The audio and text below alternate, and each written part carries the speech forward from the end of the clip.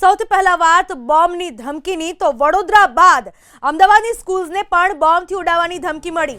DAV international school, વસ્ત્રાપુરની Asia સ્કૂલને મળી ધમકી।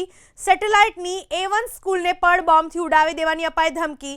બીજી બાજુ વડોદરામાં સમાની ઉર્મી સ્કૂલને બોમ્બથી ઉડાવી દેવાની ધમકી। વડોદરાની જીવન સાધના, શાનેન સ્કૂલ, નાલંદા સ્કૂલને પણ ધમકી। વડોદરાની DR અમીન, બ્રાઇટ ડે સ્કૂલને પણ બોમ્બથી ઉડાવવાની ધમકી।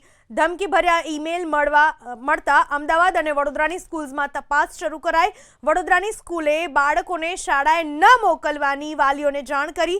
અગાઉ પણ શાળાઓને બોમ્બથી ઉડાવી દેવાની અપાઈ ચૂકી છે ધમકી। આ વિશે વધુ માહિતી આપવા આપણી સાથે જોડાઈ ચૂક્યા છે અમારા સંવાદદાતા, જે 1.5 મહિનામાં ત્રીજી વખત આ પ્રકારની ઘટના બનવા પામી છે। અમદાવાદની કઈ સ્કૂલ્સને બોમ્બથી ઉડાવી દેવાની ધમકી આપવામાં આવી છે, કઈ રીતની તપાસ ચાલુ છે, વાલીઓમાં વિદ્યાર્થીઓમાં કેવો ડર? જી, બોમ્બની ધમકીની વાત કરવામાં આવે તો અમદાવાદમાં સ્કૂલો અને ખાસ કરીને કોર્ટમાં પણ ભૂતકાળમાં બોમ્બ મૂકવાની ધમકીભર્યા ઈમેલ મળ્યા છે। હાલમાં આપણે આ સીધા દ્રશ્યો જોઈ શકાય છે।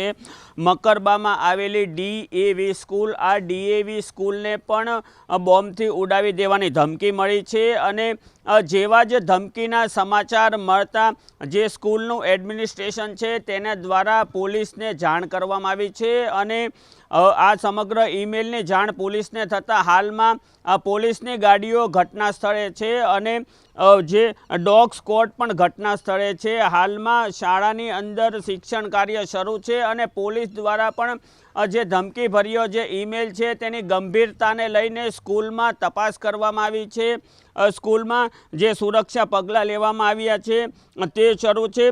અમદાવાદમાં DAV ઇન્ટરનેશનલ સ્કૂલ ઉપરાંત એશિયા સ્કૂલ અને A1 સ્કૂલને પણ ઈમેલ દ્વારા બોમ્બથી ઉડાવી દેવાની ધમકી આપવામાં આવી છે।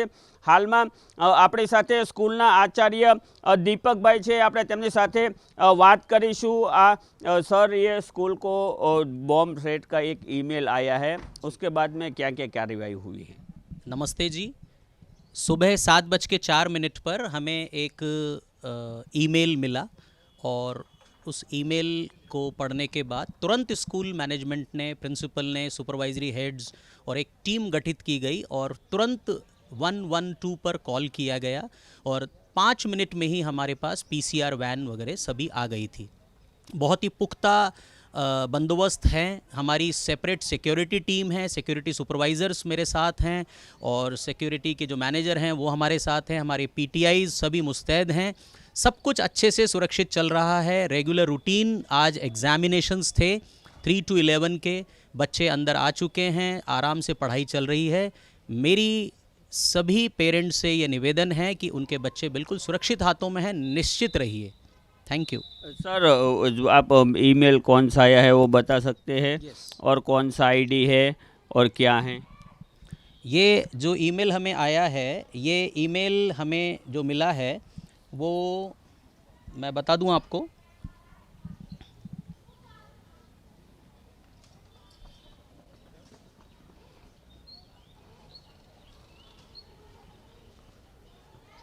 ये आया था सेरिना लॉरेंजो नाम से ये ईमेल हमें मिला है। हमें और हमारे साथ 2 स्कूलों का और इसके अंदर इन्फॉर्मेशन है, एशिया इंग्लिश स्कूल और दिव्य ज्योत। Thank you. आप ये दिखा सकते हैं कैमरे के सामने।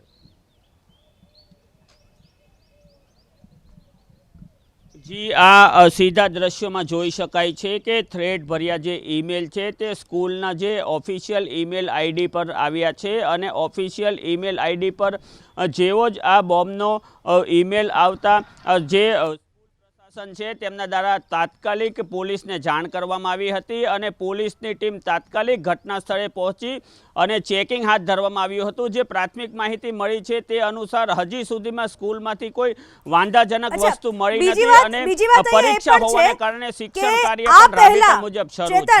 આ પહેલા જ્યારે 2 વખત બોમ્બથી ઉડાવી દેવાની સ્કૂલ્સને જ્યારે ધમકી આપવામાં આવી હતી ત્યારે બાળકોને ત્યાંથી છૂટા કરી દેવામાં હતા, વાલીઓને કહેવામાં આવ્યું હતું કે પોતાના બાળકોને લઈ જાય। અત્યારે હાલની સ્થિતિ શું છે? સંચાલકો શું વિચારી રહ્યા છે? પ્રિન્સિપાલ આસપાસ હોય તો પૂછવાનો પ્રયત્ન કરશો। जी આપણે प्रिंसिपल दीपक भाई साथे बात करीशू। सर, जनरली ऐसा होता है कि जब ऐसा थ्रेट मिलता है तो स्कूल में स्टूडेंट्स को छुट्टी दे दी जाती है। आज क्या परिस्थिति है? नहीं, कोई भी छुट्टी नहीं दी गई है। सुबह सुबह डिस्ट्रिक्ट एजुकेशन ऑफिसर साहब को भी इत्तला दे दी गई थी और उनके आदेश अनुसार ही ये सारी कार्रवाई चल रही है। सारी रूटीन एक्टिविटीज़ चली हुई हैं, परीक्षा हैं, हमारा इंटरनल बोर्ड भी होता है 8th और 11th का, तो वो सुचारू रूप से सब अच्छे से चला हुआ है। જી આચાર્ય છે તેમણે સ્પષ્ટ જણાવ્યું છે કે આજે સ્કૂલમાં પરીક્ષાઓ હતી અને જે ઈમેલનો જે થ્રેટ્સ જે ધમકીભર્યો મેલ છે તેમની જાણ ડીઈઓ કચેરી ખાતે પણ કરવામાં આવી છે। આમ પરીક્ષા હોવાને કારણે હાલમાં શિક્ષણ કાર્ય છે તે રાબેતા મુજબ શરૂ હોવાનું તેમણે જણાવ્યું છે।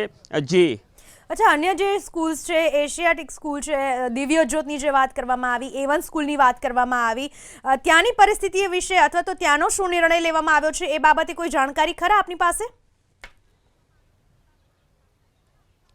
जी, जे प्राथमिक माहिती मળી છે તે અનુસાર જેવી રીતે આ સ્કૂલમાં હું દ્રશ્યમાં દેખાડીશ કે આ સ્કૂલમાં જેવી રીતે ડોગ સ્ક્વોડ સહિતની જે પોલીસની ટીમ છે તે આવીને ચેકિંગ હાથ ધરવામાં આવ્યું છે, તેવી જ રીતે અન્ય જે સ્કૂલ છે ત્યાં પણ પોલીસની જે ટીમ છે, જે સુરક્ષા કર્મીઓ છે, પોલીસ કર્મીઓ છે, તેમના દ્વારા ચેકિંગ હાથ ધરવામાં આવ્યું છે। અને જે પ્રાથમિક માહિતી મળી છે તે અનુસાર અત્યાર સુધી કોઈ વાંધાજનક વસ્તુ કે કોઈ ચિંતાજનક વસ્તુ મળી નથી, જેથી કહી શકાય કે વિદ્યાર્થી વાલીઓ અને જે સુરક્ષા વ્યવસ્થા છે તેમને હાલ પૂરતો રાહતનો શ્વાસ લીધો છે, પરંતુ તેઓ પણ આ જે ધમકીભર્યા ઈમેલને ગંભીરતાથી લઈને હાલમાં અહીં સ્ટેન્ડ બાય રાખવામાં આવ્યા છે કે જેથી કરીને કોઈ વાંધાજનક વસ્તુ મળી આવે તો કાયદેસરની કાર્યવાહી થઈ શકે। જી, આભાર આપનો તમામ માહિતી બદલ।